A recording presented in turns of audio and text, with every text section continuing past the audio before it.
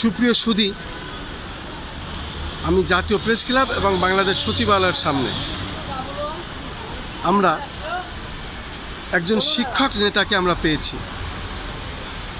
Non MPO শিক্ষক ঐক্য পরিষদের যে সমন্বয়ক যারা আছেন তার মধ্যে উনিও একজন।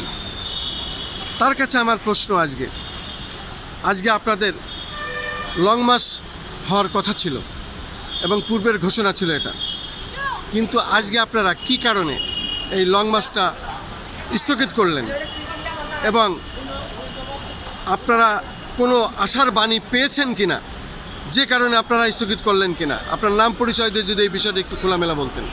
ধন্যবাদ আপনাকে। আমার নাম মোতাহার হোসেন, ঠাকুরগা থেকে। আমার স্কুল হলো হরিপুর থানার ভুটডাঙ্গি নিম্ন মাধ্যমিক বিদ্যালয়। আমরা এখানে আজকে চতুর্থবারের মতো 17 দিনে অবস্থান করতেছি। টোটালি মিলে 107 দিন অবস্থান করতেছি। তো আজকে আমাদের বৃহৎ কর্মসূচি ছিল লং মার্চ শিক্ষামন্ত্রীর উদ্দেশ্যে। তো আমাদের লং মার্চের যাওয়ার আগেই আমাদের একটা সুসংবাদ আসলো, যেটা হলো যে শিক্ষামন্ত্রীর কাছে যেতে হবে না, শিক্ষামন্ত্রী আপনাদের একজন প্রতিনিধি টিম চাইছেন। সেই সুবাদে আমাদের 4 জন প্রতিনিধি টিম সেখানে গেছেন কথা বলার জন্য।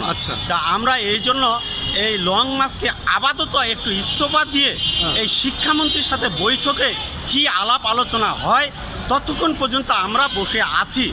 যদি আমাদের কোনো ভালো খবর দেয়, নন এমপিও স্বীকৃতিপ্রাপ্ত স্কুলগুলোকে এমপিভুক্ত করে, তাহলে আমরা শিক্ষামন্ত্রীকে সাধুবাদ জানাবো এবং প্রধানমন্ত্রীকে সাধুবাদ জানাবো। আর যদি সেখান থেকে কোনো প্রতিফলিত সংবাদ না আসে, তাহলে আমাদের আন্দোলন এর থেকে আরও বেগবান হবে, কিন্তু আমরা এমপিও না নিয়ে এখান থেকে যাব না। ধন্যবাদ আপনাকে অনেক অনেক ধন্যবাদ। শুধু দর্শক, মূলত তারা এই সময়টা দিয়েছেন, তাদের যদি কোনো সুখবর আসে সে কারণে স্থগিত করেছেন। এটাই ছিল মূলত আজকের এই বিষয়। এই বিভ্রান্তিকর অবস্থার ভিতরে আমরা ছিলাম, সেটা আমরা এখন পরিষ্কার হলাম।